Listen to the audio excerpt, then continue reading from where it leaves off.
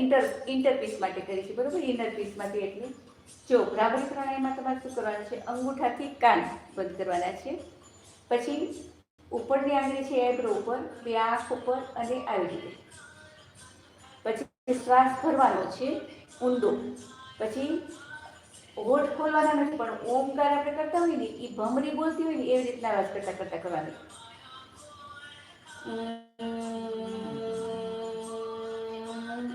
તમને અંદરે વાઇબ્રેશન મહેસૂસ થાય અને પૂરા ચહેરા ઉપર, બરોબર.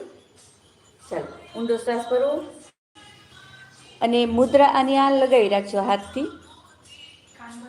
કાન બંધ, આઈબ્રો ઉપર, આંખો ઉપર અને નાકની આજુબાજુ ટીપ પર. હા, આંખો બંધ. શ્વાસ ભરો. પછી ભમરી બોલતી હોય એવો અવાજ કરતાં કરતાં શ્વાસ કાઢો.